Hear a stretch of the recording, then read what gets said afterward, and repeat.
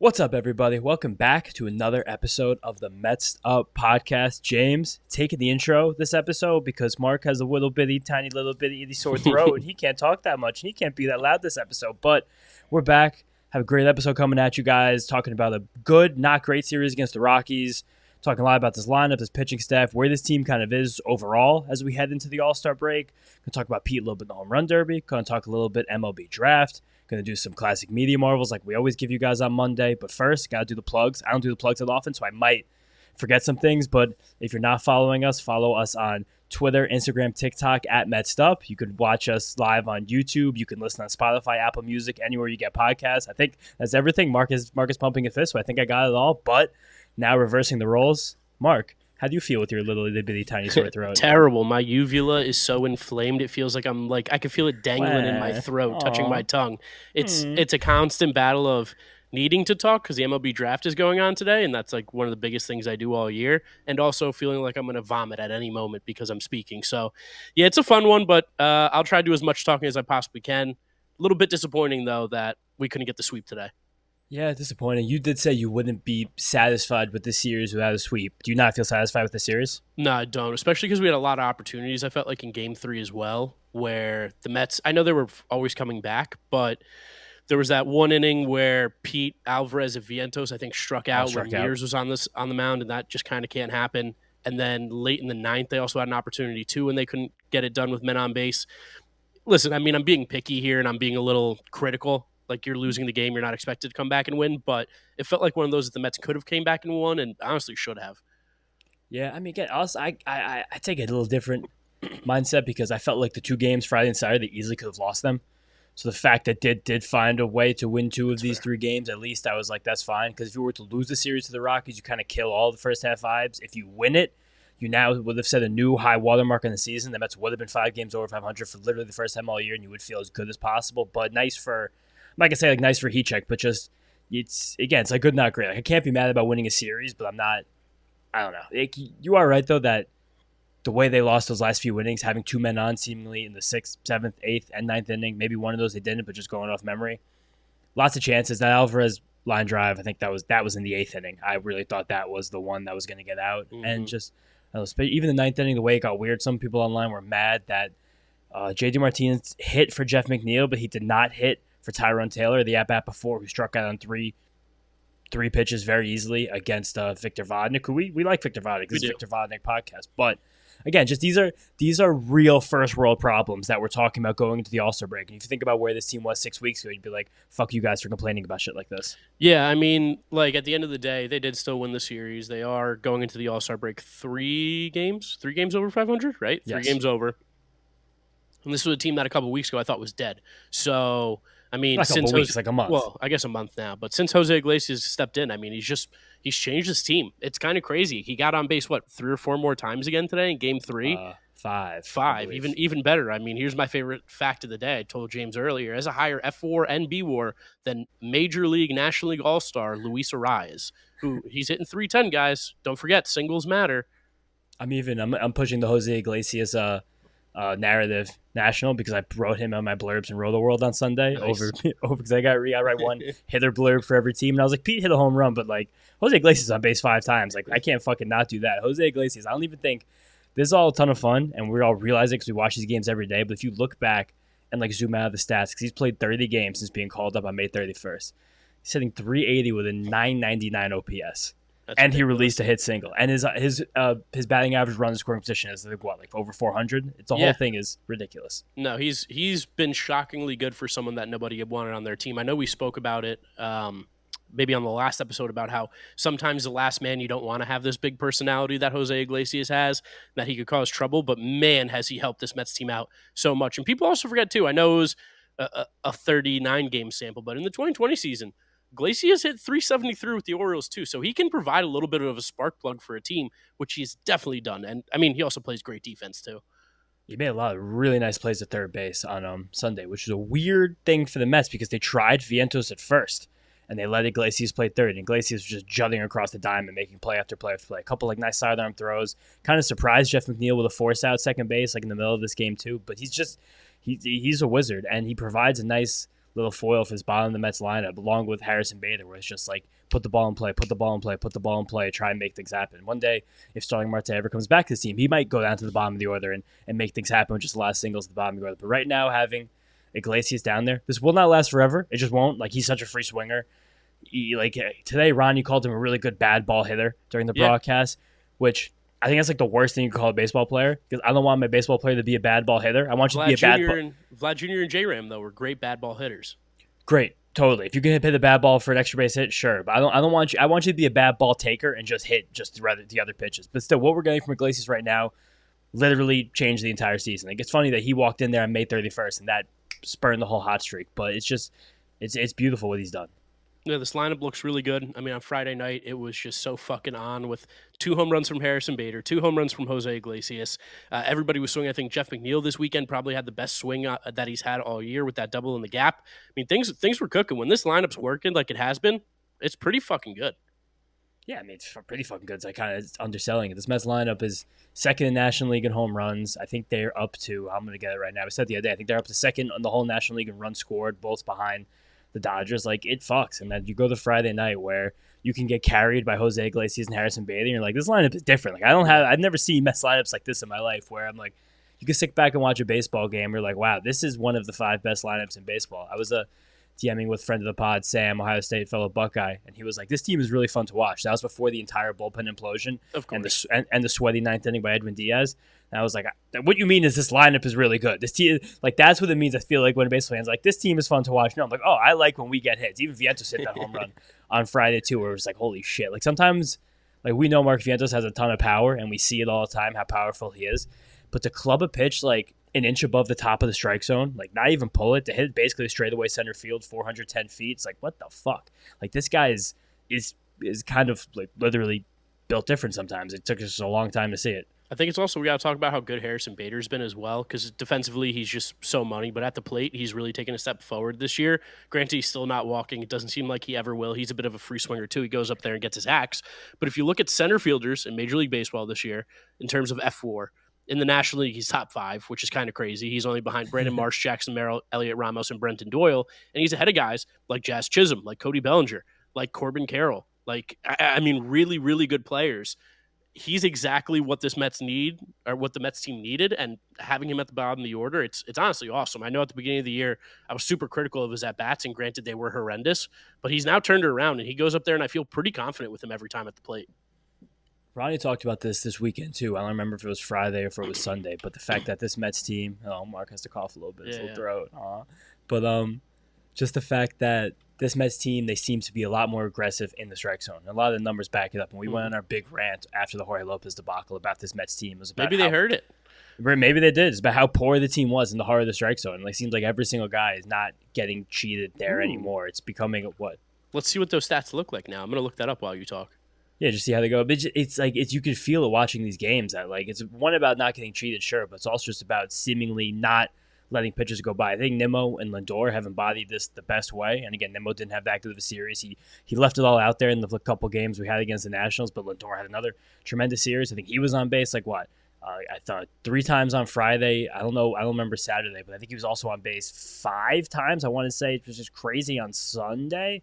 Double checking that right now, but it's just every single inning they had pressure on base 4 times on Sunday.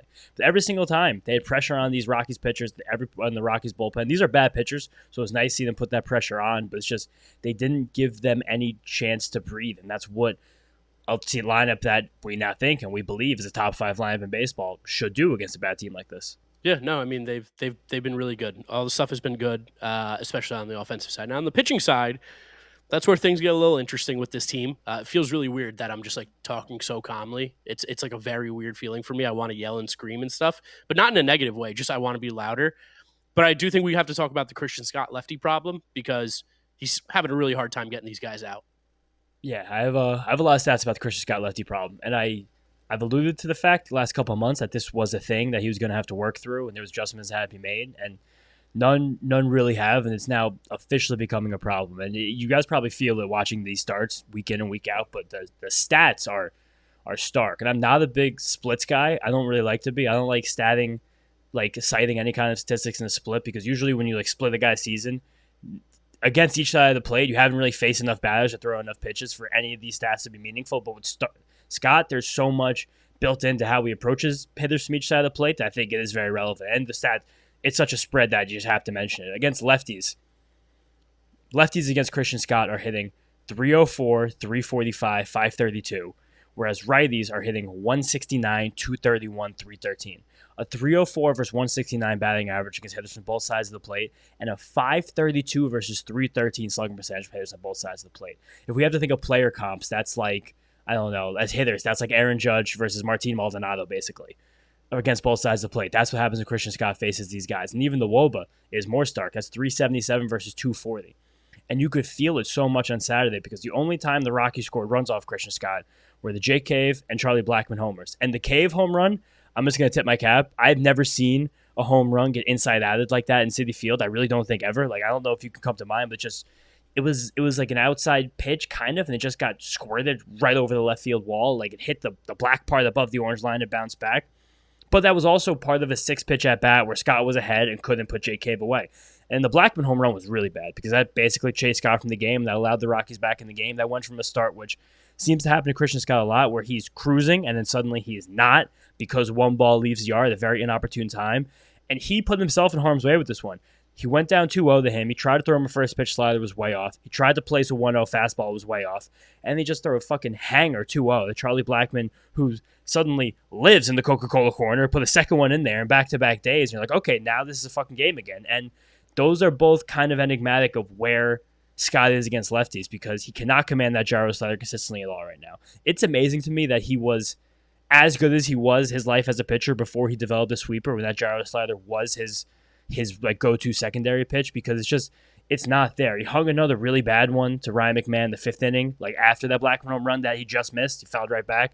And then it was a couple innings before earlier in this game, but Sam Hilliard should have hit a home run. He fucking roped a double, 109 miles an hour, screamer right off the wall in right center. And then the splitter, he's trying to throw the split change, whatever it is, it has nothing. He keeps throwing it less and less. It's nowhere near the strike zone. It's not getting swings and misses. It's not something he can rely on. You could feel that he knows these pitchers aren't working because in this game for the first time in a few weeks, he was trying to work his sweeper against lefties, which is a scary thing because you really have to bury that. Lefties have amazing splits on right-handed sweepers. And he threw one, I think the first pitch he threw to Ryan McMahon the entire game in the first inning, which is big respect. And he did do a good job picking off a couple really nice strikes, specifically against McMahon. He threw 5 sweepers to lefties in this game. 4 of them were against McMahon. So that's like tip of the cap. You're the best lefty in this team. I need to find ways to get you out. But it's a problem. It's a problem, and he has to fix it. And it has to come from finding the command of those 2 other pitches. I weirdly feel okay that he's coming up, and there's a little bit of a learning curve for him. That, like, I think we probably all got a little bit too excited and maybe put a little bit too much pressure on Christian Scott to be the savior of, like, this pitching staff of, like, oh, my God, Christian. Hand up. Yeah, I mean, a little bit on you. But I think it's okay because I know the team's now competing. They're in the wild card. There's more pressures added. But at the same time, with Jeremy Hefner there, I feel pretty comfortable with him being able to figure this out. I mean, we've seen what Hefner has been able to do with other less talented pitchers on this staff. I can't wait for him to really get his hands on Christian Scott. He hasn't really been up for a long time with Hefner even. Like, they sent him back to AAA after, 3-4 starts, and he's been up for 2 or 3 more now. He's going to really get into a groove with him, and hopefully he can because that splitter I thought was going to be a good pitch. I really did, but it like you said, it has not really done anything at all at the major league level. And that gyro slider, too, like just lacking the command that we expected, which is, I guess, just understandable. Young pitcher coming up, or whatever it is. Those are all things, though, that feel fixable with a guy like Jeremy Hefner in place, with a guy like Christian Scott, who we know is just such a sponge and happy to make adjustments, happy to make changes, happy to get better. I wish he was pitching better, obviously. Like, I'm not like, oh, I'm pumped that he's been like what he is. But at the same time, this isn't discouraging to me at all. No, it's not. And I was having a conversation with one of my cousins who he's just a fantasy baseball player, not really a baseball fan at this point. So he's been texting me like, what's wrong with Christian Scott? I was like, have you watched one of these games? He said, no. I was like, okay. So then I'll explain to you. I told him like all these things about the lefties versus the righties stuff. And it's just that it's a dance right now. It's a dance for him. It's about finding that fastball command against lefties because he could throw that fastball basically down the middle against righties, and he was just hitting that fastball. Like, he wasn't afraid to throw it against any of these righties on the Rockies. He was just throwing it like about belt higher, higher, heart of the plate, and he was like, I dare you to hit it. And they really never hit it ever because you can tunnel that off the sweeper, and it becomes kind of just it's the same process that guys like the elite pitchers use better, which is like, I don't want to say any of their names, I don't want to compare Christian Scott to them, but it's just like fastball, slider, fastball, slider, fastball, slider. Same spot, you can't hit either of them. But against lefties, it's a dance of, can you command the fastball well enough? He tried to go inside a couple times with it, so he is doing that now, a little new trick against it, but fastball command was good. Just came back to that slider in the middle of the plate over and over and over again, not getting on top of it, not really putting it down. His fastball also has a little less life than we thought, right? In the minors, wasn't he throwing it more 97, 98?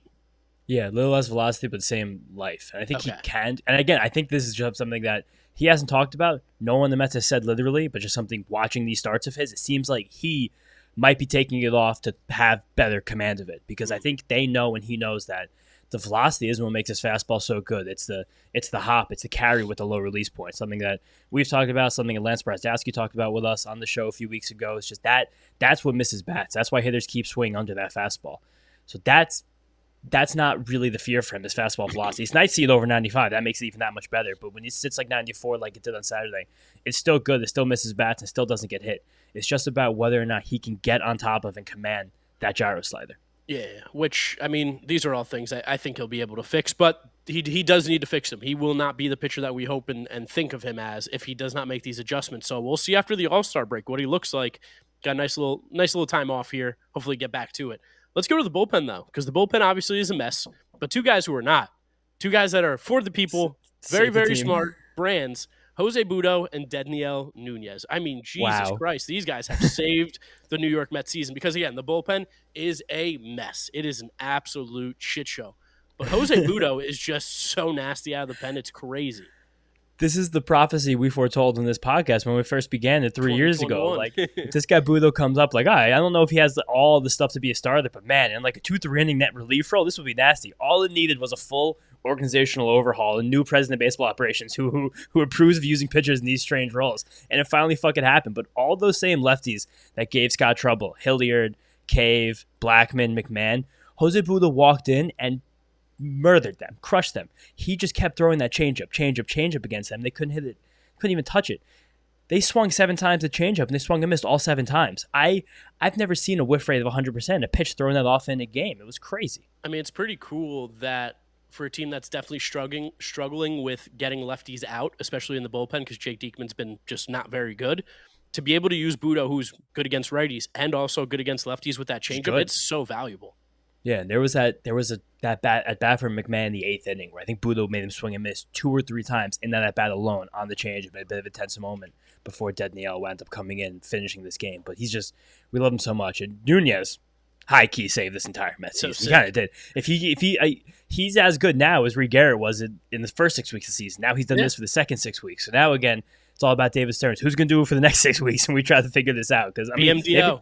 Maybe it's BMDO, maybe it's Shintaro, maybe just Núñez is this good now, and he's awesome. Like it was nice that in a weekend where 2 out of the 3 games the Mets bullpen kind of fucking imploded. There was this one game on Saturday where these two came in 4 2/3 innings and just 8 strikeouts, 1 walk, 1 hit. Beautiful. No one touching them. I'm also wondering what happened because Dedniel Núñez has been a guy that's walked a ton of dudes the last couple of years in AAA, and he's just come up and he throws strikes and gets swings and misses. Like the strikeouts have been kind of more fluid for him in the minors, but in terms of walks, he was a guy last year who had a 14% walk rate at AAA. This year in AAA, he had a 12% walk rate, and now he's at 4.4. It's like pretty insane. He is such a good fireman to just come in and clean up the situation whenever it gets in trouble. And it seems like Carlos Mendoza is like, yeah, you're my guy now. Yeah, I don't have enough location data and guys in the minor leagues, but I hypothesize based on seeing where Dedniel Núñez throws his fastball this year, and it's just basically down the middle because it's a fuck you fastball, and so you can't hit this fastball. I bet that's what the Mets told him. Like, your stuff is so good, why are you trying to place it? Like, this is what Tyler Glasnow credits for, like, turning his career around back in the day with the Rays. This is actually how I found Lance Brasdowski originally. I think I sent you this YouTube video he made about the universal basic target, where they're like, if guys' stuff is good, like, stop setting up on the edges, stop setting up high and low, throw your pitch. They're not going to hit this pitch. If you put it on a corner because you're a little wild, That's an added bonus. But just throw it and we don't care where it goes. Dude, that's so funny. I can't wait to talk about high school baseball here. Get ready for this. That was the thing Oh you do my with like God. kids in high school who like through 90 plus. And you're like, stop trying to aim it. Just throw a strike. You're so much better than everybody else with this stuff. Do it. And it's funny to see at the major league level something that's as simple as that can be taken from the high school game, can be taken from when you're 7, 8 years old even. Be like, hey, same thing. You're better. Just throw the pitch for a strike. They will not hit it. Amazing being that much better in the major leagues. And being a guy who wasn't even a major leaguer until a few months ago in Dedniel, Núñez. But he's fully locked this down, saved this bullpen. ERA is down to 2.35 on the year. All the expected stats match. His K- walker is almost 30%, which I'm going to load that up in a second. Other guys who are at 30% of that in the season. But that is, if you're over 20%, that's considered quite good. If you're over 30%, you are considered one of the best relief pitchers literally in all of baseball. He's got some beef. He should have been on the All-Star team too. He should have been the All-Star team, too. You're damn right. A lot of the guys should have been the All-Star team. But it was like Jose Iglesias going there to sing, so it's all worth it. Ooh, I want to talk about the All-Star thing real quick because Ken Rosenthal went on his show or whatever and was talking about how Pete Alonso said the only way he was going to do the home run derby was if he was an All-Star. And people ran with that as if Pete was like, you need to make me an All-Star, like kind of thing. And we know that's definitely the case of, like, I'm not going to come fly to Dallas unless I am an All-Star.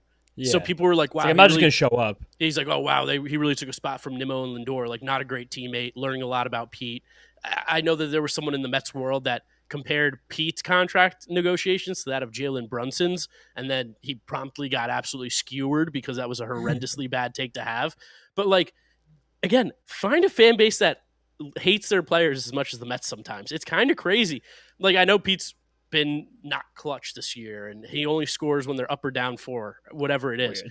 But like, man, this guy like a year ago, everybody was like, he's better than Aaron Judge, or 2 years ago, like he's better than Aaron Judge. You're like, okay, let's slow down. Let's not say that kind of stuff. 2 years ago, if we go back 2.5 months, there were people saying that if he's not a Met next season, they would riot in the streets. That's true. Yeah. They would die. They would be like, that's it. I think that's almost fucking with him too. Like, I know like, we gave the Lindor standing ovation, and from that date, he's been an MVP candidate. I think Pete might need a little bit of like encouragement too. Love. He's such a golden retriever. I think the Mets fans got to get behind this guy for the last couple months that we may ever have him, just because he seems to be pressing so hard, and he knows that he's not coming up clutch. And yet there are still Mets fans out there who love to shit on this guy, and I don't get it.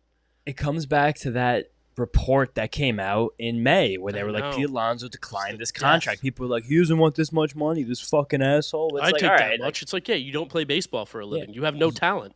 You've never been nearly as good as anything as Pete Alonso is at baseball. Yeah. And you're not even as good as walking, talking, or breathing as Pete Alonso is at baseball. Yeah, every single person basically listening to this podcast, unless you're a former professional athlete. But it's just, yeah, maybe we should start that brigade coming back from the All-Star break. The Pete Alonso standing ovation. Why the fuck not, right? After he wins the home run derby, big standing O, and everybody just gets behind the guy. I mean, it's that simple.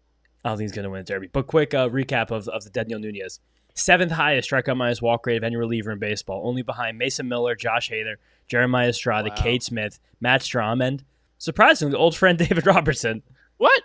Yeah, and out of that whole list, the top 7, Núñez has the second lowest walk rate behind Matt Strom, who is just known as being a command artisan. Yeah. That's so interesting. Monster. I'm with the Pete Alonso standing ovation. We should do that. Also, again, I just want to wrap up this stuff, random serious stuff. Vientos is so fucking good. He's a very good ball player. As of Friday, in 49 games, he had 12 homers, 33 RBIs, and 922 OPS. It's like better than the starting third baseman in the National League. Starting third baseman in the National League suddenly has a new girlfriend. I think legitimizes him a lot. But yeah, for sure. However, Vientos is fucking awesome. Like there's all these little tiny things that have happened this year that have turned this Mets team around. Where it's like, these things were happening in April. Maybe this season would have never had to turn around. But Vientos is a big part of that. Another big one. Shout out Sean Manaea. Sean Manaea answered the bell. He's no longer a 5 and diver. He just keeps throwing since you've said it, he's just been going 6 and 7. I told you, sometimes I got to use my jinxing powers for good instead of evil. So he, in his last 3 starts, has gone 6-7, 6 innings. 6 innings in at least 3 starts. I tweeted the other day, but I'm sure you didn't see it. The last time Sean Manaea went at least 6 innings in 3 consecutive starts was June 2022. Whoa. Right? That's a long time ago. Long time ago. That was, I think, technically, that was 3 teams ago for Sean Manaea. He's still in the A's. Different apartment. No, he was actually, that was 2022. It was with the Padres. And they just ran him into the ground. But yeah, you were in a different apartment. But that's amazing. And his sweeper still had more depth. He's now throwing the swerve, the sweeper curve. The last couple starts, it was good. Had 5 swings and misses. And the Rockies don't have enough good players to platoon enough lefties and righties, but it was really good against the guys from both sides of the plate. So really good for Minaya, who, as we look back in this first half, has weirdly kind of been the Mets' most productive and reliable. Him and Severino just like neck and neck as the two guys in the 1-year deals making combined, $30 million, have completely studied this rotation. It's amazing what a modern thinking president can do for an organization in 1 year. Sean and I is going to get us some players back. Can't wait. I don't know. People can get pissed you were saying that, but other random shit to run around. I mean, Edwin also, again, wasn't very good on Friday. It just kind of keeps happening. It feels like such a command thing. That arm is just, it's behind. It's lagging behind. He got through the first hitters so quickly, and it almost felt like he was like, this was easy. This was way too easy. I gotta make this fucking hard now. And then he walks fucking Sam Hilliard, the 9-hitter. Never done anything his whole career. And 4 pitches. He steals second. And then Charlie Blackmon were to walk. And then he strikes out Ezekiel Tovar on a slider that was right down the fucking middle. Oh, yeah. So fast. That was just, Tovar was like, I'm either going to look fast or slow for this pitch, and he just happened to be looking fast. If he was looking slow, that pitch was in the upper deck, and the Mets lose this game. Yeah, Ezekiel Tovar had quite the series. Shout out to me for recognizing the talent. Shout out to me. Shout out to me for recognizing talent at the Arizona Fall League game back in 2022? Yeah, that's where we also found Victor Vodnik. That is where we found Victor Vodnik. A lot of, and Brett Beatty was there, too. Yeah. JJ Bleday. JJ Bleday is where we also realized that Marco Luciano might not be a player. But just that Jake Diekman still sinks. Phil Maton, I think he's gonna be okay. He just didn't have a very good inning on Friday, but he had a much better one on Sunday. It's just a lot of weird stuff from him. But otherwise, Quintana, talk about Quintana briefly, just to cover every starting pitcher. Struck out a lot of guys. 8 said matches season high, but he also he allowed 4 home runs. First time in his career he's ever done that. But still, he did get. I mean, it was just so grossly hot out today. The ball was flying. Yeah, I haven't even left my apartment today. I'm excited to not touch air. But so bad. Yeah, it was. I don't know. I think he's with his new pitch mix changes. I think he's fully changed who he is. Like leading with this curveball, he's throwing it a lot. He hung a bad one to Tolia on a 2-0 pitch though for his second of the 3 home runs. But it's just he looks good, Quintana. He looks better than I ever thought he was going to look as a Met. And him throwing that curveball like 30-40% of the time is a driving force for it. So nice to see a tinker, probably pushed by Hefner and the Mets coaches, that has worked really, really well. Oh, yeah, no. I mean, he has looked better except for today. But, man, it is so hard to talk. Holy shit. I'm losing it. I have some other weird stats. I think we're basically done covering this series now. We'll move into some other stuff. But Michael Toglia, I want to talk about him briefly because he's become one of the strangest hitters in all of professional baseball. He hit 3 home runs on Sunday. Amazing to ever see a guy hit 3 home runs in a game. But he's giving new meaning to the phrase an all or nothing hitter. So he hit 3 home runs Sunday. That gave him 6 on the Rockies 7-game road trip. Guess how many hits in total he had in this road trip? 7. 6. He had 6. Only home runs. Nice. So he hasn't hit a single since July 7th. A week. Oh my God. He hasn't hit a double since June 17th. Whoa. The 3 home runs today gave him 34 hits on the season and 16 homers. So it's Carlos Pena all over again. Yeah, took this one directly from Tacoma, which put me on this little rabbit hole. 47% of his hits on the season are home runs. That's crazy. He doesn't have a double since June 17th, and he has 9 homers since then. So a full month ago. Yeah, and 9 homers without a double. Yeah, weird. No, I mean, very, very weird. He's a guy that I was never a huge fan of because he takes a really, really slow swing, but he's actually improved his bat speed numbers a lot. On the bat tracking stuff, he's kind of towards the upper quartile, I think, like upper quarter, whatever you call it. But I don't know. He's weird. Just a strange player. And you totally jinxed Brenton Doyle with 2 home runs in the series. Yeah, I know. I mean, I stand by it. I don't think he's a good ball player outside of Coors, but he does play a great center field. I'll never deny that. So I think that actually does make him a good ball player. So that's not true. Him playing as good center field as he does with pop makes him a good baseball player. No, but he doesn't have pop. He has the fakest pop ever. But he hits the ball hard, relatively consistently. No, he doesn't. He doesn't at all. I think he has a good barrel rate. I think he has all that stuff pretty good. No. He's a hard hit rate, low hard hit rate guy. Average field under 90, 110. He doesn't hit the ball hard. He's the 75th percentile barrel rate, so I think you're wrong. Well, because he plays in fucking Coors. I don't think that affects your barrel rate that much. Last year when he was horrible, he was over the 50th percentile barrel rate. So he does have power. He's just not a consistent hitter. No, he doesn't hit the ball consistently well. Yeah, okay. And then so I think now we'll take a little break, but first we're gonna come back at you guys later with the rest of the episode. But first, Mark, draft guy, take a swallow, try and breathe, get your talking out. Draft starts in about an hour as we're recording this. Who do you want the Mets to take? I want the Mets to take Jack Caglione, but he will not be there. Well, he's not going to be there. That's not fucking real. Well, that's who I want them to take. You asked me who I want. Out of the guys that are realistic, it's pretty much between Brody Brecht, that's a hard name to say, Van Honeycutt, and Carson Benge or Benge. Who are these guys? Where'd they go to school? What position do they play? So Carson Benge, I'm going to call him for now. Outfielder from Oklahoma State, cannon of an arm, left-handed swing. He's a junior, just really good all-around player. Brody Brecht went to Iowa. He's one of these like big pitching arms, can sit in the high 90s, even top out at 101 with his fastball this year. He's got probably some of the sneaky best stuff in the draft. It's just he's kind of raw as a pitcher, which I'd love for the Mets to get their pitching lab all over him. But also, maybe we don't, because we're so good at developing pitching, we don't need to take a first-round draft pick for a pitcher. The only problem is the Atlanta Braves will 100% take him, and it'll be Hurston Waldrop all over again, and that's going to give me nightmares. Yeah, but Hurston Waldrop might also not be that good right now. He doesn't have a fastball. Now, yeah, right no, sure. Like the Braves are. I think that's a difference in team philosophy where we've heard some things from people in the industry about the Braves that they may not be as good at developing players anymore as they once were. So that's why they really like taking players that seem like they're at least somewhat close to finished products, especially pitchers. If you look at this Braves pitching staff, Fried is really the only developmental success story. He's just cerebral pitcher who picked up a lot of breaking balls over his time running up, but they just keep trying to get these just college players that are ready, and then they keep making these fucking trades everybody keeps making with them to supply their team with talent. But I see a lot of people mock Vance Honeycutt to the Mets. Do you like Honeycutt? I do, because he has big power. He's a good athlete, has a good arm, good fielder. He just sometimes lacks that bat-to-ball skills that can give you a little worry with like swing and miss stuff. But the power is legit. He is a good outfielder, probably going to play center field. Like, he seems like a future center fielder. I really like him. I think he's really good. I think if he's there, I hope the Mets do take him. Another name that has been mocked a lot is Slade Caldwell, who is a smaller outfielder out of Arkansas in high school. He's 5'9", 182. I know the Mets have been kind of hot with like the smaller players recently, but I don't know. Vance Honeycutt's there. I feel like that's got to be the pick. Some other fun names around there. Durangelo. I can't pronounce his last name yet. Switch pitcher, which is Santucci, just right? Yeah, Shihenti or something like that. I don't know. It's crazy. It's Dutch, and he's pretty cool because he's a switch pitcher. There's also Theo Gillen, who is a really, really athletic shortstop from high school in Texas. And then Cash Mayfield is someone who I doubt the Mets pick, but I hope they would. Left-handed pitcher, awesome name, 19 years old, 6'4", 200, sits mid-90s. So those are kind of the names to look out for. We will see. We will see when we come back as to who the Mets get, and hopefully I'll be able to talk more. Yeah, I'm just going to call my shot right now. Someone who I can see the Mets liking in like second or third round. Very preliminary research. Got this name from my guy, Jacob B. STL. I think he's also Cardinals Freak on Twitter. Okay. Great account for baseball analytics.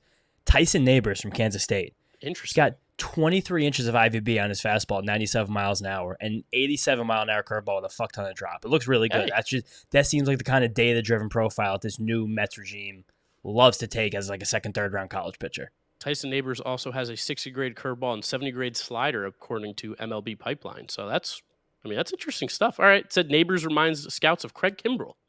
Okay, well, I'll take that. Let's try and let's make Craig Kimbrell a starter. Yeah, I'm in. Let's do it. All right, guys, we will catch you once the draft is over, and I hopefully can talk more. So see you in a few.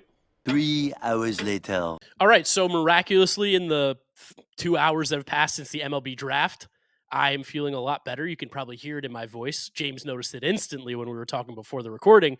Let's go ahead and talk about the MLB draft, though. The Mets have made their picks for day one. In the first round with the 19th overall pick, they went Carson Benge out of Oklahoma State, an outfielder. And in the second round, they went with Jonathan Santucci out of Duke University, left-handed pitcher. James, let's hear your thoughts initially, and then I could give you what I know about these guys.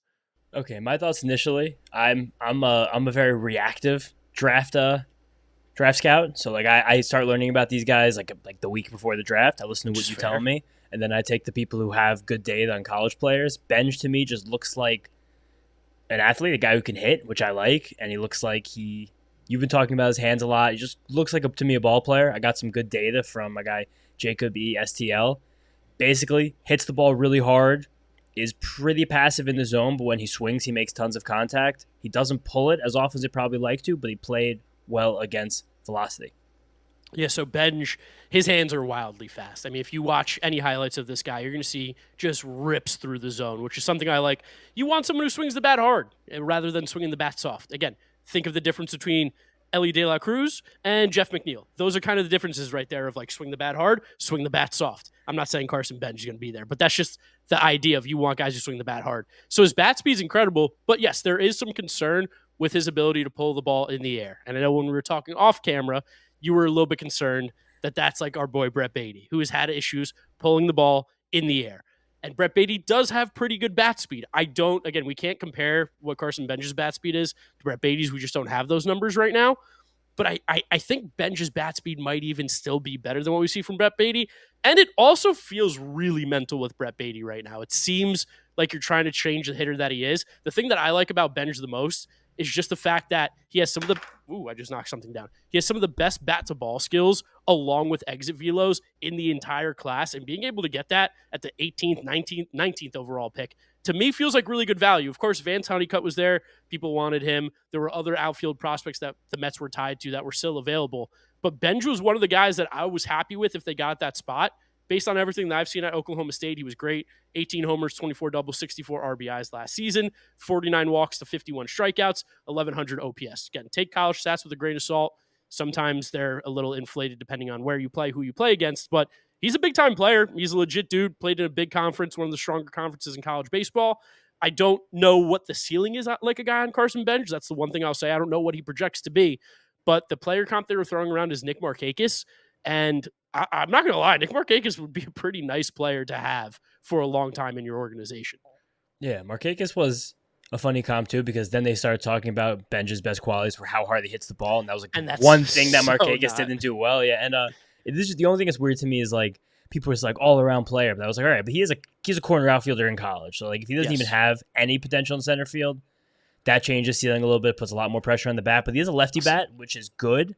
I'll say this too, though. I think sometimes we get too caught up on a guy not being able to play center field because, like, at the end of the day, you just want a good baseball player, right? Where have the best players in the league been playing the last few years? It's been right field. Aaron Judge is a right fielder. I don't give a shit. Ronald Acuna Jr., right fielder. Mookie Betts. You gonna say Mookie Betts can't play center field? He's a right fielder. Like you're naming three guys who all played other positions at the major league level. You didn't name one guy who's only played right field. Yeah, Acuna was terrible in center field. So I'm like, I think we sometimes get a little bit too caught up on the fact like, oh, he's not really a center fielder. What if he's a premier right fielder?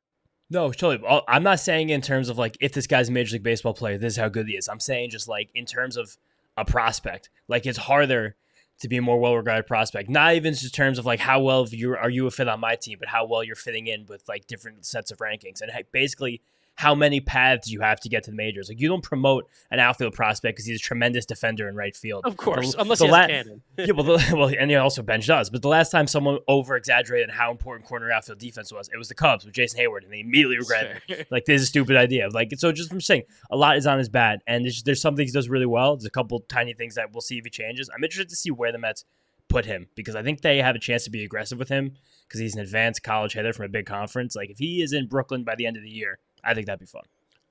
Man, it sucks that he's gonna be a lefty in Brooklyn to start too. Like, what That's a way true. to start! I forgot about that. What a way to start your minor league career. Hey, dude, hit into the water. Oh, you're from Oklahoma? Yeah. How about Brooklyn, dude?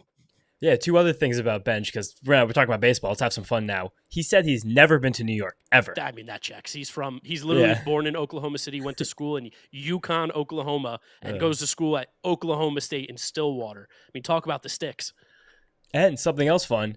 Him and Mets draft pick last year, Cowboy Ohtani and Nolan McLean, fantastic friends. They were roommates on the road at Oklahoma State, and they said they've been talking literally all day since this pick happened. So it's kind of cool that the Mets have reunited friends in the system for like the third time in the last year. They still game all the time together. Nolan McLean's like, yeah, I'll call up Carson. We'll be like, yo, you want to fire up some Rocket League and we'll just crush them. So I was like, it's kind of sick. I love that. Like, it's so funny too that we're now in the age of like all of these kids grew up with video games. Like, that was very much a part of their growing up and their culture. So to like see these guys with culture. Well, yeah, it is part of their culture. Video game culture. Come on. Just because you aren't a good gamer, doesn't mean you got to slander the great ones out there. We got my moments. Just not, I can't do a first person game. But no, just nice that these guys are going to be friends and be the same system. There's a chance that. Also, Carson Benge was also a two-way player. He's not going to pitch in the level. He was more of like he was like a kitchen sink kind of pitcher in college, which is like, it's probably not worth the time. I mean, he threw 96, but. He also, he accidentally, I think, revealed on the draft coverage that Nolan McLean has stopped hitting. Did you catch that? Yeah, no, that was sneaky. And then Seemed like an accident. they officially announced that Nolan McLean is no longer hitting anymore, which it was like, all right, we got the hitter now. We got Carson Benge. That's what it is. Yeah, we put him together to a good baseball player. But yeah, it's funny. Now, PR's got something else to worry about now. Yeah, how'd they let that one slip? They're so sharp, PR. But next pick also we have this one. I think we're both weirdly a little bit more excited about. Paisan, Jonathan Santucci. Hey. Nice prep boy out of Massachusetts. Duke, left-handed pitcher. I think this is a really fun pick. This is the exact kind of draft pick I think that since the Mets have modernized in the last few years. I know this is the first draft with David Stearns, but this is, I think, the third draft where the Mets were basically using, modern scouting and player development techniques as part of their process. This just screams upside to me. Definitely like a low floor, but a very, very, very high ceiling. And it feels a lot like, while it's a different archetype of player, a lot like 2 years ago where the Mets take Blade Tidwell in the second round, and last year the Mets take Brandon Spro in the second round. Yeah, I mean, he has super high upside. That's what they kept mentioning on the broadcast was high upside pick, high upside pick, high upside pick. The fact that he's a left-handed pitcher who can throw in the mid-90s is really good. Apparently that slider, right, I believe that's the second pitch that he has, is also like a pitch that they see as plus. And the changeup, they said, is a good third weapon. So as long as they can keep building on this is a guy who could be very, very good in the future for the New York Mets, someone with high upside. I love that. I love hearing when the Mets are drafting guys with upside because it feels like for so long, this organization had a theory of like floor. We want floor guys. And I think there's times and spots where that makes sense. But second round, fuck it. Take a guy with high upside. Try to hit a home run. Well, that's what this draft feels like, because Benge seems like a little bit more of a floor guy, Yes. where Santucci definitely feels like more of a ceiling guy. And I got pretty deep on Santucci in the last few hours while I was waiting for you to finish the stream and do this. He's battled injuries the last few years. He had a rib thing, which wasn't serious, and you said last year he had he had something. Bone chips removed from his elbow, so he had surgery there, which cut his season short a little bit. Yeah, but he's had command issues a lot in college. His walks per nine were like 4, 5, 6 these last couple of years. But the stuff is really insane. You guys also saw friends of the program, recurring guest in the podcast, Lance Brazdowski. He was on draft coverage with MLB Network, him and Charles Colazzolo from Baseball America. Yeah, it's amazing having like real analysts out there that how good it is. Because you tell me you didn't love hearing Dan O'Dowd say nothing that meant anything. No, it's also cool because those two, their things are hitting and pitching, so they're like alternating between who was picked and like who was talking, which I thought was really fun. But Lance was saying how interesting Santucci's fastball is from a low release point with a lot of carry and run on his fastball. It gets up 96 miles an hour, and a 2-plane slider that, again, from his arm slot over here with that low release point, it just ducks away from the lefties, and it has a lot of good depth to really get behind a righty. So that's a nice pitch, and the fact that he is a lefty, the changeup's going to play really importantly at the next level as he keeps getting better. And they both like the movement of that pitch. Apparently, Santucci has trouble commanding that pitch, but that's something that I think we're just confident the Mets pitching lab can figure out at this point. And maybe they also see with that arm slot, they can see a curveball out of that. They can see a cutter out of that. When I was watching him pitch, this is fucked up to say, but I saw Cole Reagans. Like interesting. The way he releases the ball, the way his fastball moves, and the way that slider works. Cole Reagans has done really well to get past this point where, one, he had 2 Tommy John surgeries. Now he throws harder. Yes. But after that, he developed the curveball, and he made his changeup completely fucking lethal. So that's, again, long way away, but just seeing the body, seeing the frame, and seeing how much carry comes on a lefty, like 3/4 slot, low release fastball, that's what immediately went in my mind. And that's, again, upside, downside. Because even just the package that says there's always going to be reliever risk on a lefty that can't throw strikes, who's already had some elbow issues. But a lot of fun here. He's going to go to the pitching lab the rest of the winter, and next year we'll see what we got. Yeah, on the draft, they put up, I wish I took a screenshot of this, but they put up a graphic. They were like, he's kind of Hagen Smith Light, who we just saw go number 5 overall. A guy who strikes out everybody in the world. I think he ran a 35% K rate last year at Duke and walked like 14%. But and the strike zone percentage was pretty low, kind of like Hagen Smith. But again, people still just chase. And they did put a lot of value in the fact that he played in the ACC. They were like, the SEC and the ACC are the 2 clear best conferences in college baseball. It's not even close. So to be able to dice guys up in either conference like he showed last year at Duke, that means something. Like you said, the Mets pitching lab, get him in there. Let's see what it does. We've had guys before that had some command issues, some control issues, and we have been able to at least help those problems. Hopefully Santucci joins them, and we can be talking about this guy maybe in September as like, whoa, look at this little dude we found, Jonathan Santucci, a good paisan from Duke. I think big dude, actually. He's a big boy. But just nice to see. Yeah, nice to see again. Like, this is 3rd year in a row we've been doing this. We've been covering the Mets. We've been watching them draft, and it's like, nice. This is good modern process they're using. What? Whoa, okay. So he went to the same high school as Thomas White, who was the Marlins first round pick last year. Yeah, Boston guys. Yeah, Boston guys out in Andover, Mass. Massachusetts, which is pretty interesting. They do have one former pro, this guy named Johnny Browacha, which played in 1934. He won a World Series with the Yankees. 1934. Yeah, that's the only major league player ever from that high school, Johnny Browacha. I'll say this: the high school should be named after him. Johnny Browacha Academy. if anybody wins a World Series, they should get the high school named after them. 100%. Dude, he had 1.8 WAR for his career. That's pretty good. It's really good. You get over 1 WAR for your career, you should get the county named after you. That's awesome. But yeah, I like the draft. We're gonna see what the Mets do the next couple days, and just nice to see them get a couple college guys because I think this team is the pitching. I think development is really ready. The hitting development is still yet to be seen, but a couple guys who should be able to move quickly if things go well. Just a little funny note. I don't know if any of you guys were watching the draft, but someone we mentioned, Brody Brecht, was an arm that we were kind of interested in just because he has really good stuff. And it was funny. They mentioned on the broadcast that they felt like Brody Brecht was Paul Skeens light, and that got people like freaking out. They're, oh, relax. He's going in the second round. How can he be like that? And the guy's like, he throws 99 with a nasty slider. Like, just hear me out. I'm not saying he's Paul Skeens, but he's pretty dang good. And then he got drafted by the Rockies, and it was genuinely one of the funniest things I've ever seen. I mean, I feel bad for the guy. He's in pitching purgatory right now with Chase Dolander, two of the most talented pitcher prospects in the last couple of years. But he was like, man, like I got drafted, and he like hugged his mom and his girlfriend. And it wasn't like one of those moments where like you see them like get like emotional. And they're like, yes. It looked like he was kind of like one of those of like, man, all right, I guess I'm a Rocky. Like that kind of sucks.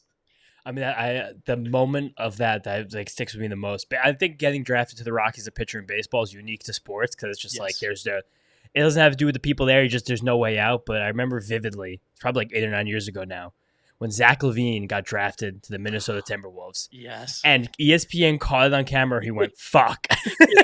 Right when they called his name. That's where point guards go to die in Minnesota. Not anymore. Rob Dillingham's supremacy, where he's had a great summer league so far. I think 14 to 4 assist to turnover ratio. But nice. Back to baseball. Quick little run around here. Some more weekend stuff. Some more All-Star Week stuff. Brandon Spro Goat, pitched a great inning in the Futures game. Nice to have our Mets representative there. Look really good in the process. He had a perfect inning. Not really a perfect inning, just he faced 3 batters because Aiden Miller, Philly's a sleeper cell, makes an error behind him. But then you know what he does, Brand Sproat? He gets Samuel Basayo, maybe the best hitter in the Futures game, to ground into a very nice inning-ending double play. Also, he threw a 99-mile-an-hour fastball that Cole Young, really talented shortstop prospect on the Mariners, it saw them off so bad that they were doing an in-game interview with Michael Young. For some reason, the Futures game, they did the whole game in split screen just to talk to like Michael Young and Adrian Beltre, which is so fucking stupid. Not only did MLB have the Futures game at the same time as 8 Major League Baseball games in the middle of a Saturday in July to guarantee nobody would watch it, and they didn't even show it on the full screen. So thank you, MLB, for not showing the Futures game on television. But why would you want to watch the Futures game? No, of course. I can't even imagine why anybody would be interested in prospects. Spring Breakout wasn't a success in games that don't matter. I wouldn't want to watch any of the top prospects in baseball play ever. No, but Spro threw an inside fastball to Cole Young, and it saw them off so bad that Michael Young in the interview went, "Oh God!" Yeah, like live on television, and just the ball went straight up in the air. But I had a tweet. Baseball guy, huge baseball guy. Him and Beltre, legendary baseball guys. But I had a tweet, something I've said in this podcast, said to Mark all the time, where I was like, I just hate that they hide the Futures game like this. And I've been saying it for years. They should make the Futures game Sunday Night Baseball to kick off All-Star Week. I know the draft is great the way they do it, but like I'd be down for the draft to be, I don't know, a different night, or maybe just start after the Futures game. I think the draft should be after the All-Star game. I think it should be the last event. So maybe the draft is Wednesday because there's still no sports on. And you know what else there's no sports on? Thursday. So night 1, night 2 would be great. And you know what else? These guys aren't in the majors. You can just have your teams playing the next day if you really wanted to. Like, it doesn't matter. No one's losing sleep over being like, oh man, who'd they take in the 18th round? I missed that one. No. And again, that's just my grand idea, but my idea got stomped, face kicked in, because for the second time now in 5-6 weeks, I was retweeted by none other than fucking Frank the Tank, and I'm having identity crisis. This is a good idea. This is something I've been holding on to for a while. And I woke up and I was like, why am I getting tagged in these tweets with this fucking imbecile? And I'm like, oh, you gotta be fucking kidding me. But yeah, it's a tough look. Yeah, whatever. I don't know why MLB chooses not to broadcast the Futures game, but in the future, I think they probably should. Yes, I agree. I think that'd be a good decision, even if Frank the Tank retweets it and agrees. Shit. Doesn't matter. Fucking move on. All right, home run derby. New rules. You don't know them. You want me to tell you, James? Yeah, I purposefully haven't learned the new rules so you could tell me and the listeners at the same time before the home run derby tonight. Okay. Bracket style gone to start. All 8 people are competing against each other. The top 4 scores will be taken, and then they will compete in a bracket 1v1 against each other. So there's a maximum amount of pitches that can be thrown to a competitor in each round. The first round and semifinal will end after 3 minutes or 40 pitches. You get 1 timeout. The finals then consists of either 2 minutes or 27 pitches with a timeout permitted. So it is still a timed mode, but you know how like you were kind of rushing to just get pitches out and there was like no real way to actually determine whether or not when you can and can't throw, and sometimes they let guys go before the other. Now you can rush as much as you want, but it's 40 pitches. So there's kind of no real reason to go through them faster than anybody needs to. Mm-hmm. At the conclusion of all rounds, competitors will be granted 3 bonus outs as opposed to 30 seconds. So if you hit a 425-foot home run, you also get a 4th bonus out. So then in the bonus round, it's old home run derby format. You could hit 35 home runs in the bonus before you get your 3 outs. There's no timing. There's nothing. I think that's a really cool way to do it and bring back like a little bit of the old school stuff and also bring some like drama, because there was nothing better than when Chris Berman was ripping back, way back. Yeah. God! And the Josh Hamilton home run derby, I mean, that was incredible. Is he going to come back and announce the derby now? I hope so, man. I don't know. I actually really haven't looked into it, but I really hope that he does. That would be great. Also, if there is a tie, 60-second swing off. Okay, nice. I like these rules because I feel like the last few derbies, while it was like hot and exciting, I felt like always the first hour was way more exciting than the last hour because because these guys would just get really, really tired because you're swinging as fast as you can. And now also that we have all this new data on bat speed stuff, we learned that like I feel like if you keep swinging and you get really tired, it's not going to be as easy to swing later on. Like I'd rather the most fun would be at the end than the beginning. And also, the fun and the glory of the home run derby was watching the ball go really far. Yeah. Not, wow, look how many home runs he's hitting in this amount of time. It was like, oh, that one's great. Wow. I can't wait to watch the next one. Like that's the joy. So now I'm happy we can watch home runs. We did run into the awkwardness of the home run derby, like what the NBA dunk contest has now, where it's like it's just going on for too long, and at the end of the day, like I just can't watch you take pitches because you're waiting for the perfect one. So it still gives you that timed aspect with the ability to appreciate them in the bonus round, which I like. In terms of odds to win the home run derby, Pete Alonso is the favorite at plus 300. Who do you like, James? You want me to read out the odds to you? Yeah, tell me. I have a weird, horrible inclination for some reason to like Jose Ramirez, just because I think that he is just that kind of guy who, like, you would never think he can win a home run derby, but he's just like, of course I can win a home run derby. Like, I am better than everybody. Okay, so I've got Pete at plus 300, Adolis at plus 425, the wife beater Marcelo Zuna at 450, Gunnar Henderson 500, Bobby Witt 700, Teoscar 1,000, Jose Ramirez 1,300, Alec Boehm 1,500. It'll be shocking if Alec Boehm hits more than 5. Right. Bobby Witt won the high school home run derby. Well, that's where my pick was going. I originally picked Adolis, and then I saw Bobby Witt won the high school home run derby, and I said, and he's back home in Texas. He's a Dallas boy. I love a good story. And it's between Bobby Witt and Adolis for me, but I'll go Bobby Witt because better odds. Let's win some money. Yeah, I think I'm probably going to bet on both Bobby Witt and Jose Ramirez just for fun. I will say, sneaky, Teoscar Hernandez, a little bit of a sneaky pick. I think he's getting no respect at plus 1,000. This is a guy who's got serious power. Like, his power is different than J-Ram and Alec Boehm. He's way too close to them. Totally. And we love Pete Alonso, but I just can't see him winning. I think he's going to take it too seriously again and just get like nervous. I hope he wins. I'd love for Pete to win. Again, we're trying to push the positive Pete agenda over here on the Mets'd podcast. But the PPA, positive Pete agenda. But man, I don't know. I don't know what I want from Pete there. Just I want him feeling good. That's all I want from Pete. I want him to be happy again.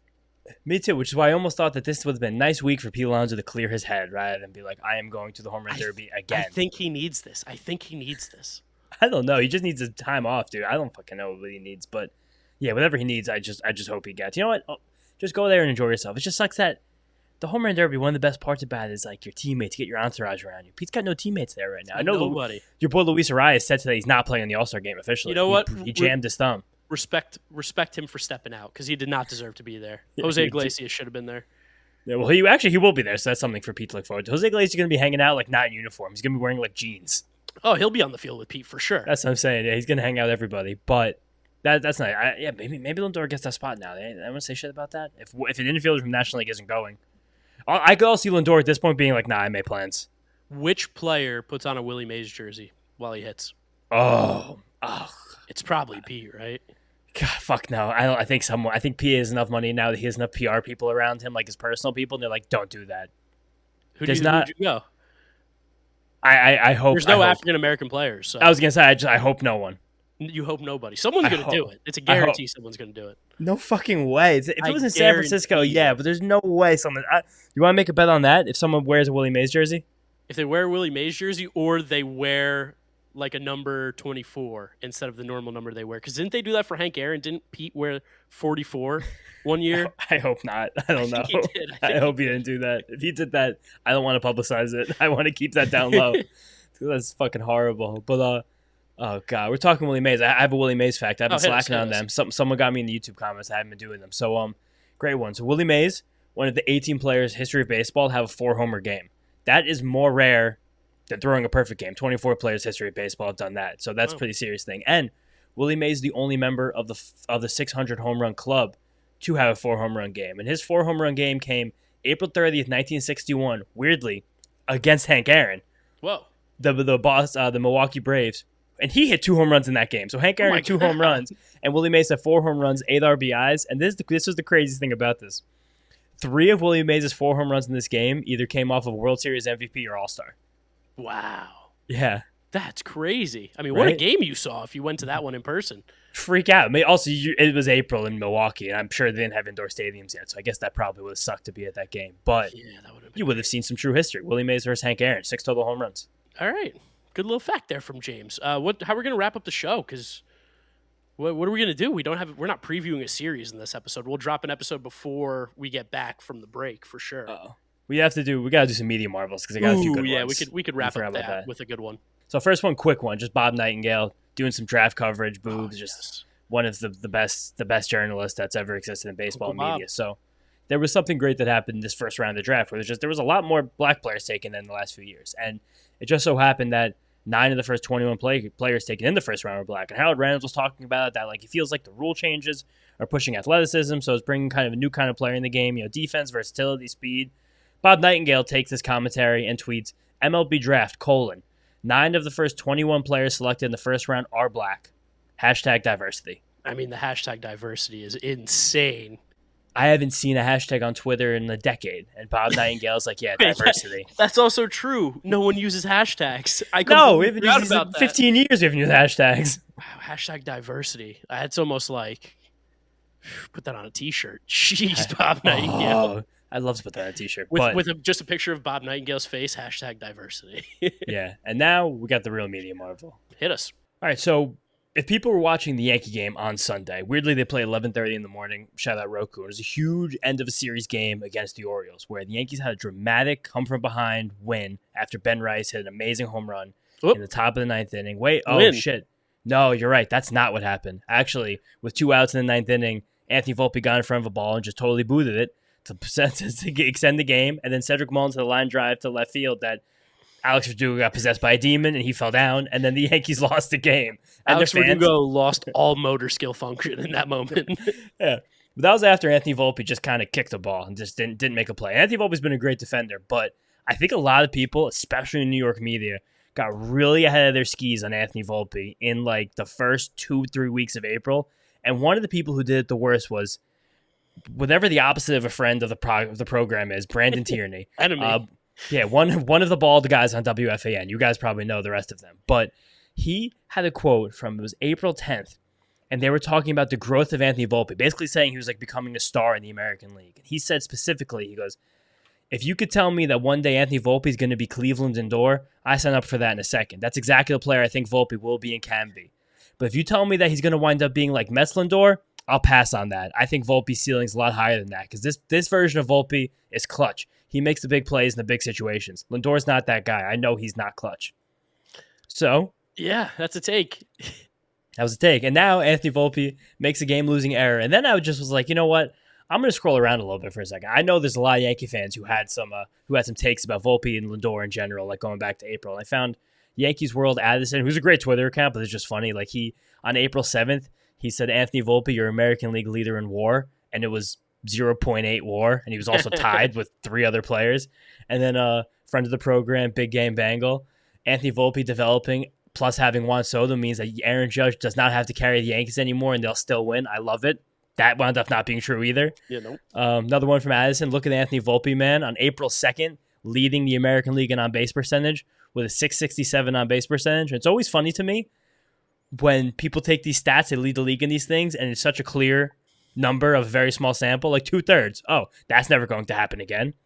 Another one, just random. All the Yankees Twitter is such a cesspool, so I'm just going through all these accounts with like between like 1,000 and 5,000 followers. This guy Iggy Volpe over greater than signed Lindor through, which is so funny because for the 8 plate appearances of the season. Again, all I've ever been told by Yankee fans is they don't care about the Mets. They don't worry about us, but yet they're so fragile. They're like, I have to prove Anthony Volpe is better than Lindor, even though it's literally untrue. It's not possible. If you have that take, you're a dumb idiot.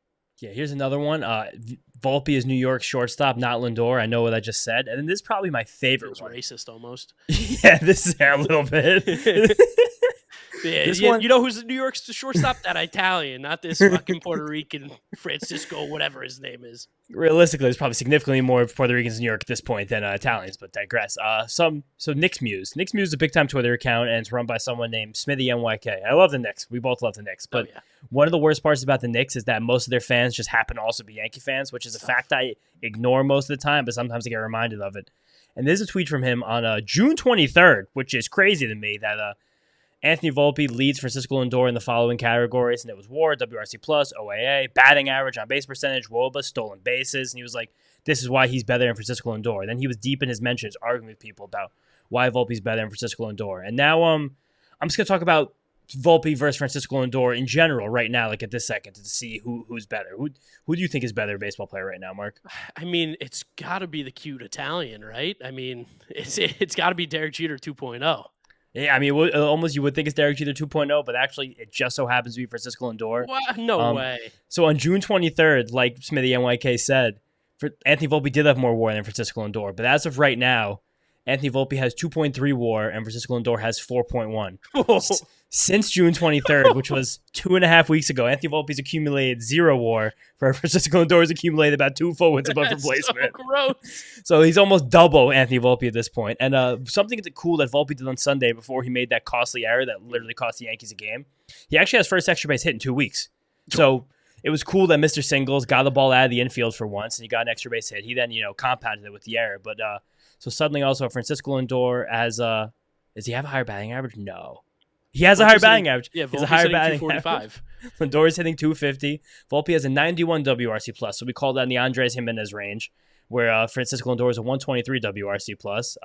What else you want to know? Homers, Lindor is 17. Volpe has 6. Volpe has 17 doubles, though. That's pretty good. Oh, well, I think Lindor has how many doubles does he have? 26 doubles. Okay, way more. And then we learned from that guy too that stolen bases mean a lot for hitters. So Francisco Lindor is 18 and Volpe has 15. Wow, he literally leads in every single category. every single one, he's better than him now. And maybe Volpe again has higher OAA still, and each of them made an error today, so I guess that cancels out. But Francisco Lindor didn't cost the Mets the game single-handedly. All I'm gonna say is Volpe ended last year with a 666 OPS. Right now, he's got a 666 OPS. Shut up. Wow. That's all I'm going to say. I mean, he is cute and Italian, but maybe he's the devil. Sell your soul to the devil. Play for the Yankees. That's what it was. So if anyone out here is a WFAN caller and you guys want to call into Brandon Tierney this week or next, ask him if he would accept Anthony Volpe becoming the Mets version of Francisco Lindor. See what he has to say to that one. Yeah. Say you still stand on that, BT? That guy is a fucking idiot. Jeez. If you ask Brandon Tierney about that quote, I'll be honest, there's 0% chance he remembers he said that. Oh, of course not. He opens his mouth and it's all gone the next second. That's the only way you can live the life he does. I'll give you that. Respect it. Respect that you can blindly spew garbage for hours a day. I don't know how you could live with yourself like that. I couldn't handle it. No, definitely envy him. But I think that's it. And I think just like going to close this one out. I want a couple words from you. Mets first half superlatives. Give me 3 adjectives to describe the Mets first half. Oh, you want adjectives? I was going to give you a soundbite. I was going to say, just give me words. Give me anything. Load up Dennis Green. They are who we thought they were. But they are who we thought they were. And we let them off the hook. They're 3 games above 500, which if you would have told us at day one, we would have been like, it's a great fucking first half. They are who we thought they were. They are literally just a completely okay, maybe sometimes good baseball team. I'll say this. The lineup, the new and improved lineup, it's awesome. It's great. That's really, really fun to watch. And I didn't think the bullpen was going to be as bad as it was. So we got there in a real roundabout way, but they are who we thought they were. And the thing we thought would be really good is the offense. The offense is really good. I think just the only thing is I think this team gives me a lot more agita than I thought they were going to give us. I didn't so much. No, we said not agita team, like this. Yeah, I don't know, man. We were like, you're going to have to love baseball to watch this team. You It's really true. do. You got to love baseball to watch Jake Diekman give up a nuke every night. I think it's the opposite. I don't think you have to love baseball to watch this team because this team is perfect if you don't like baseball because they just fucking hit the shit out of the ball. I thought this would be more of like a scrappy, middling offensive team with like a good bullpen and like a fine. Not even a good bullpen. I just thought Edwin Diaz would be like 70% of his former self and not 50% of his former self. And we'd have Brooks Raley. And not having Brooks Raley sucks. I'm going to keep talking about that all year because that's painful. It is a killer. Yeah, that's killer. If we had this Dedniel Núñez and that Brooks Raley and that Edwin Diaz, be the best bullpen in baseball. And then Reed Garrett's like the 4th or 5th option. My God, where would we be? Perfect. But we'll give you guys like a firm, second half preview this week before we come back. Maybe just like soft thinking. Maybe Wednesday morning we'll do that. Thursday morning that comes out. Whenever that happens. But I don't know. I'm excited for the second half. I think this overall, while this Mets season again has been painful and miserable at times, and even when the team is good, every single game is like the end. Fuck. This has been one of the more enjoyable Mets watching experiences I think that we've had in terms of pure entertainment value.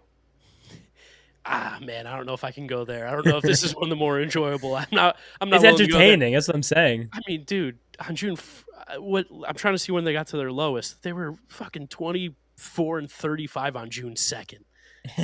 Like, there's nothing particularly enjoyable about this team besides the fact. Yeah, but get that shit out of there. It didn't even happen. Nah, fuck that. No, We're talking about what's happened since. It's been a roller coaster. 0-5 start to then go 12-9 or 12-8 to then go 24-35 to then end the first half at 49-46.